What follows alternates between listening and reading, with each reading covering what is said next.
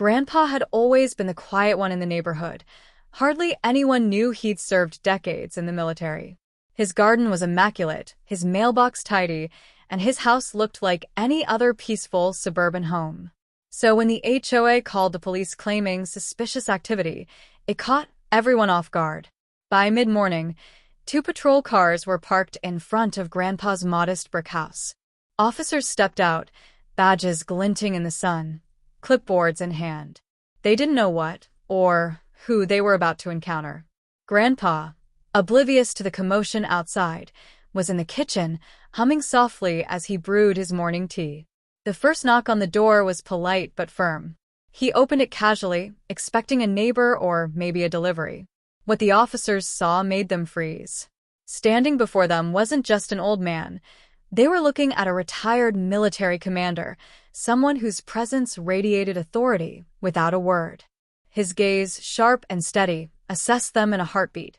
"Officers," he said slowly, "how can I help you today?" The police shifted nervously.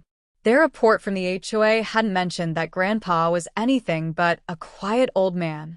They had no idea that the man behind the door had orchestrated military operations that would make their heads spin. Inside, Grandpa's hands rested lightly on the counter, but every muscle in his body was ready. He wasn't just prepared, he was used to being in situations like this. Only now it was his home being tested. One officer cleared his throat. "We received a complaint about suspicious activity." Grandpa raised an eyebrow, his expression calm but unyielding. "Suspicious activity? I live alone. My neighbors are suspicious enough of me already. Would you like some tea while you explain?" The 2 officers exchanged a glance, suddenly realizing that the quiet old man they were sent to investigate could very well be out of their league. Panic was starting to bubble beneath their professional facades. And Grandpa? He simply smiled, the kind of smile that hinted he already knew why they were there and exactly what he was going to do about it. The 2 officers fidgeted at the doorway, clearly out of their depth. Grandpa's calm demeanor made their nerves worse. One of them cleared his throat again, trying to sound in control. "Sir, we received a complaint from the HOA. They, said there was suspicious activity on your property." Grandpa's eyes narrowed slightly. "Suspicious activity? From me?" He let out a low chuckle, almost inaudible, like he was humoring 2 clueless rookies. "You mean my garden, my tools, my daily routines? What exactly do they think I'm doing?" The officers glanced at each other. Well, there was some concern about unusual equipment. Grandpa tilted his head, scanning the small yard behind him. A neat row of solar panels gleamed in the sun. His shed door was locked, but inside were just gardening tools and boxes neatly stacked. There was nothing illegal, nothing dangerous, at least nothing they were ready to recognize. "Equipment." Grandpa's voice was calm, but his eyes sharpened. "Do they think I'm building a weapon in my shed? Or that I'm hiding what exactly?" The officers shifted nervously. Their training hadn't prepared them for someone who didn't panic. We just need to check inside, sir. For safety." Grandpa smiled, the kind of smile that felt harmless but carried weight. "Safety." He gestured to the doorway. "You're standing on my porch, officers. I've had people less polite than you try to force their way in. Step carefully." The taller officer tried to assert authority. "Sir, we have to." "Step in," Grandpa said suddenly, opening the door wide, "and you'll see exactly why your HOA should mind their own business." As the officers stepped inside, the first thing they noticed was the order. Everything in the house had a place. But there were also subtle hints of something far more serious.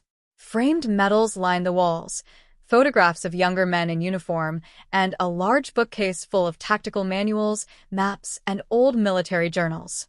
The taller officer's hand twitched toward his radio. "Sir, these are just decorations, right?" Grandpa's gaze landed on them. "Decorations?" His voice was calm, but it carried an edge that made both men pause. "These are records of decades of service. Planning, operations, leadership. Do you want suspicious activity? Look at yourselves, standing here, questioning a retired commander instead of doing your job properly." The officers swallowed hard. They were beginning to realize they had no idea who they were dealing with.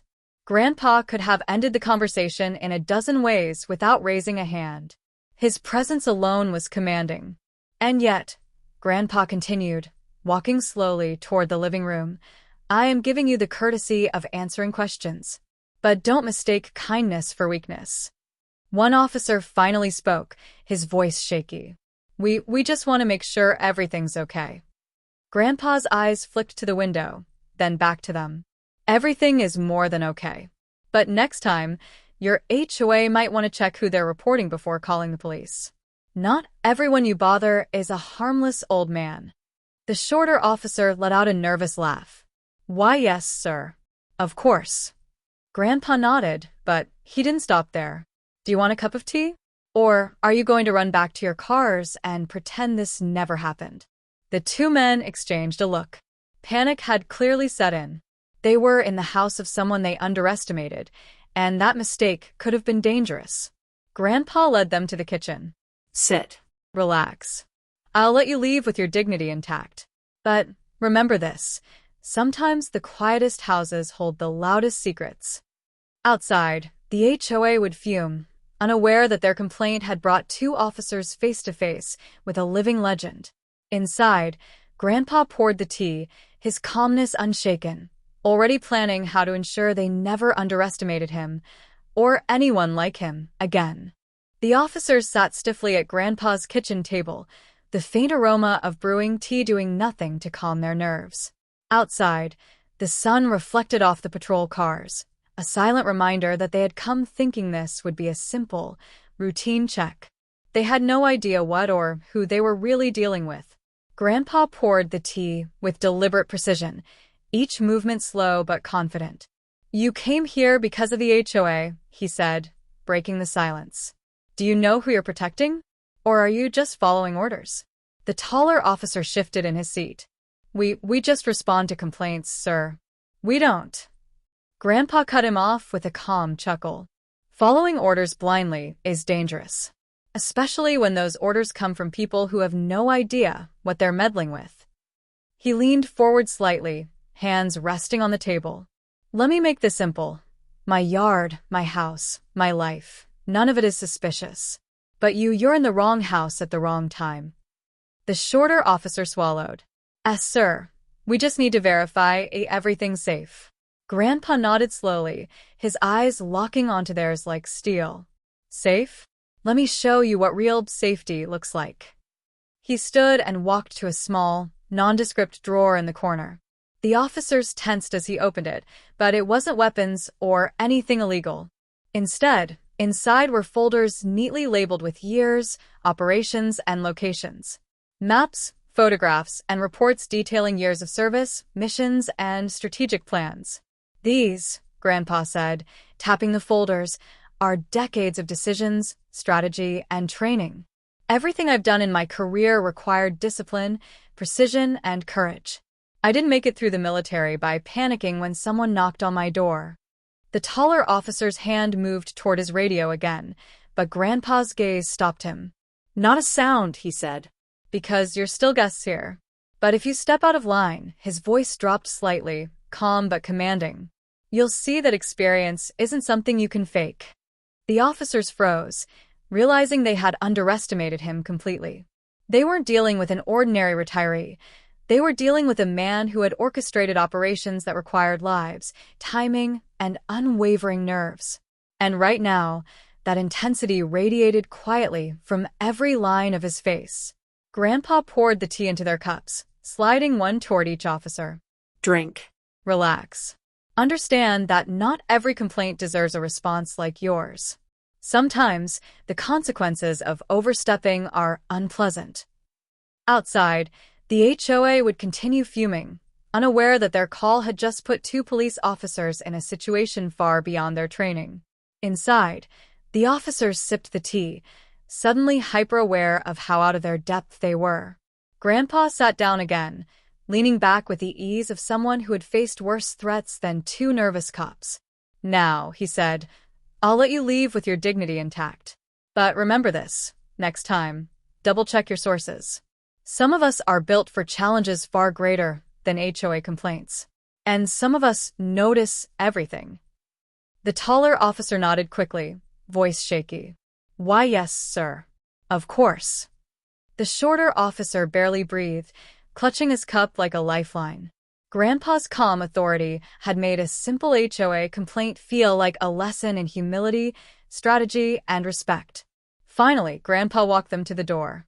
Go home, he said. Tell your HOA that not every quiet neighbor is a harmless old man. And tell them, I'm not one to be provoked lightly.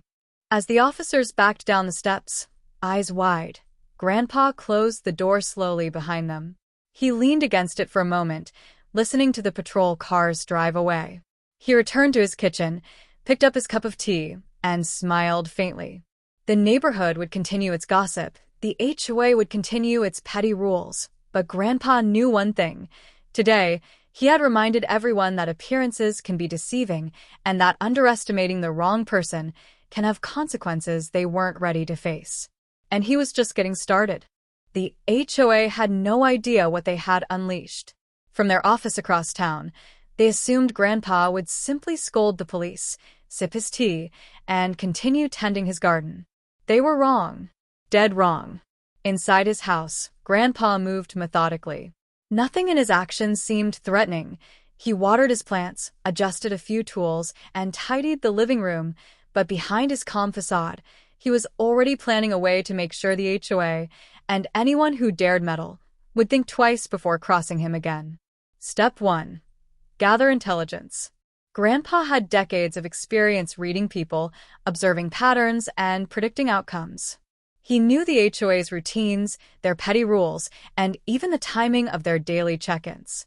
He smiled faintly at the thought of how predictable they were. By evening, his plan was set. First, small but noticeable disruptions. A misplaced traffic cone here, a slightly overgrown hedge there, subtle but undeniable reminders that the neighborhood was under his watchful eye. The HOA would notice, but they would have no proof, no reason to act, and they would start to feel uneasy. Next, a gentle nudge to the police. Grandpa made a few discreet phone calls, ensuring that the officers who had visited him that morning received reminders, anonymously, of course, that some calls are better left unanswered. The panic in their eyes had been entertaining, but it was time for them to remember humility. By the third day, whispers started spreading. Did you see the hedge in the Johnson yard? It's weirdly overgrown. I think someone moved the street sign near Elm Street. The HOA fumed, unsure if it was sabotage or coincidence. And Grandpa? He sat quietly on his porch, sipping tea, pretending to read a newspaper. It was the perfect balance, visible but untouchable. His actions were like shadows, felt but unseen. Everyone knew something was happening, but no one could pin it on him. And that was the point. When the HOA finally sent another complaint, this time about suspicious disturbances, Grandpa simply smiled. He left a polite note on their office door. Next time, ensure your reports are accurate. Disturbances often follow those who misunderstand quiet strength. The words were simple, but the weight behind them was unmistakable. The HOA staff read it, puzzled and uneasy, and they immediately felt the tension they couldn't explain. For the first time, they realized they were dealing with someone who could act decisively, without raising a hand. Meanwhile, the officers who had visited that morning exchanged stories in hushed tones. They were hesitant to call it fear, but that was the only word that fit. One officer admitted quietly, I didn't know what we were walking into. He's not just a retiree. He's. Exactly. The other whispered, shaking his head. Exactly what I thought. Grandpa, on his porch, heard none of this. He didn't need to. The neighborhood, the HOA, even the police, they were all now playing the game on his terms, whether they realized it or not. And that was the key. Control without confrontation, dominance without aggression. As the sun set, casting long shadows across his yard, Grandpa leaned back in his chair. He looked at his home, his territory, and felt a deep satisfaction. The HOA had learned, in their own subtle way, that some quiet men are not to be trifled with. And if they didn't learn soon, well, he had plenty more ways to remind them. The neighborhood buzzed with quiet unease. Nothing drastic had happened yet, just a few small anomalies that made the HOA staff second-guess themselves. A sprinkler mysteriously turned on at odd hours. A carefully parked car ended up blocking their office driveway for a few minutes. Nothing illegal, nothing traceable, but enough to make them feel watched. Grandpa observed it all from his porch, arms folded, a faint smile tugging at the corners of his mouth. To anyone else, he was a harmless old man sipping tea. To the HOA, he was a puzzle they couldn't solve. And that puzzle came with consequences. First, the HOA's petty rules were subtly exposed. Notices about yard compliance mysteriously fell into their own offices instead of the intended houses. Files that were supposed to be confidential somehow ended up slightly disorganized, with important papers shuffled and mixed in ways that made their complaints look ridiculous. By midweek, a few staff members were whispering about bad luck or someone messing with us. The police, still uneasy from their visit, kept a polite distance. Grandpa didn't need to confront them. Just the memory of that morning's calm authority was enough to make them tread carefully. They quietly advised the HOA to stop sending unnecessary calls his way. But Grandpa wasn't finished. He began leaving small, harmless traps for the HOA to stumble over. A front yard gnome misplaced near a common walkway. Garden lights blinked on and off at odd times. Even the mailbox, always perfectly aligned, had a slight tilt that only someone obsessively inspecting HOA rules would notice. Each minor disruption was perfectly legal, yet profoundly unsettling for those who thrived on control. By the end of the week, the HOA staff were on edge. Their petty authority seemed powerless against a man who didn't play by their rules. Every minor mistake they made, spilled coffee, lost paperwork, miscommunicated emails, felt amplified, as though someone was silently highlighting their incompetence. One staff member finally voiced it aloud. "It's like he's watching us. And we can't do anything about it." "Exactly," another whispered. "And we don't even know how he does it. He's everywhere and nowhere at once." Grandpa, reading his newspaper inside, didn't need to hear this. He knew. He had orchestrated every little discomfort, every uncertainty, with precision. The HOA's paranoia was a game he had long mastered in his military days, control through subtlety, dominance, without confrontation. That evening, as he closed the curtains, Grandpa allowed himself a small chuckle. The HOA had learned their first lesson. Underestimate him, and you pay, not with fines, not with lawsuits, but with the creeping, gnawing frustration of realizing someone else is always 3 steps ahead. And this was only the beginning. Grandpa's calm authority had shifted the balance of power. From this point on, every HOA move would be met with quiet, precise retribution. Not through anger, not through conflict, but through strategy, observation, and the quiet reminder that some old men are far more dangerous than anyone imagines. He poured himself another cup of tea, settled into his chair, and glanced at the framed medals lining his walls. Each one told a story of discipline, control, and the kind of patience that made a man unstoppable. And now, those lessons weren't just on display. They were being enacted in real time, in the suburban battlefield of lawns, gardens, and HOA petty rules. The officers would never forget the morning they walked into his house. The HOA would never forget the week they underestimated him. And Grandpa? He was just getting started. By now, the HOA staff were completely on edge. Every minor decision, every casual movement felt like it might trigger another subtle lesson from Grandpa. They couldn't explain it, but they all felt watched and powerless. Emails that once went unanswered suddenly disappeared. Reports that should have been easy to file ended up incomplete or mysteriously misplaced. Every day, their frustration grew, their confidence shrank. Inside his house, Grandpa watched it all unfold with a calm, measured interest. He had no need for confrontation. Every action he took was precise, calculated, and designed to teach the HOA a single lesson: never underestimate him, or anyone like him. That afternoon, a neighborhood committee meeting was called at the HOA office. The staff gathered, murmuring anxiously about the strange occurrences around Grandpa's property. One board member slammed her hands on the table. "This is ridiculous. The man is harmless. But everything we try, emails, notices, even site inspections, fails. It's like he's controlling us without even being here. A younger staffer muttered nervously. It's him. It has to be. Every odd thing started after the police visit. I don't know, everywhere. The committee grew tense, the air thick with paranoia. They tried to make a plan, send more complaints, hire investigators, escalate to the city, but every suggestion seemed impractical the moment it left their mouths. They were trapped in a slow, silent game they didn't understand. Meanwhile, Grandpa sat on his porch, sipping his tea and observing the neighborhood. A few minor disruptions that week had already rattled the HOA, but he wasn't finished. A carefully timed lawnmower started at 6:30 a.m. when they were reviewing paperwork. Garden sprinklers shifted to spray lightly onto walkways when staff arrived for inspections. Not dangerous, not illegal, but enough to make the HOA feel like they were losing control. Inside the office, tempers flared. One board member shouted, "We have rules. We enforce them. And still, nothing works.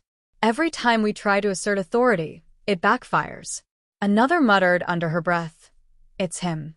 He's making us look foolish." And that was the point.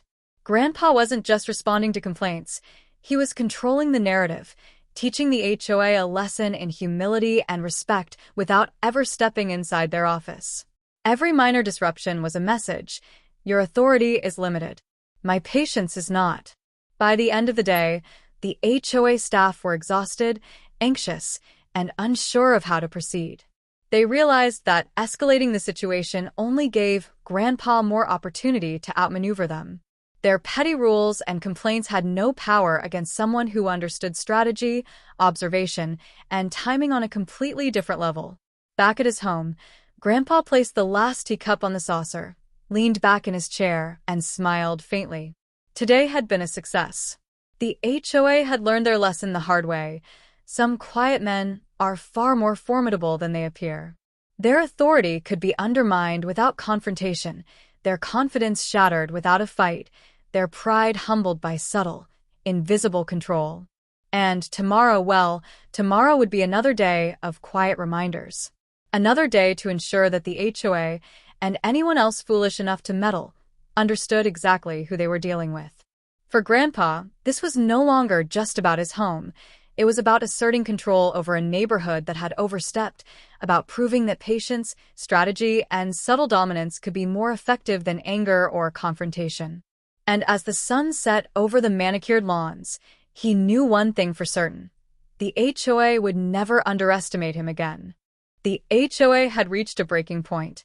Staff were calling meetings in hushed voices, whispering about every minor inconvenience that had unfolded over the past week. Papers misplaced, sprinklers running at odd hours, mailboxes slightly tilted. It all seemed insignificant on its own, but together, it painted a picture of chaos they couldn't control. And they all knew, deep down, it pointed to one person, Grandpa.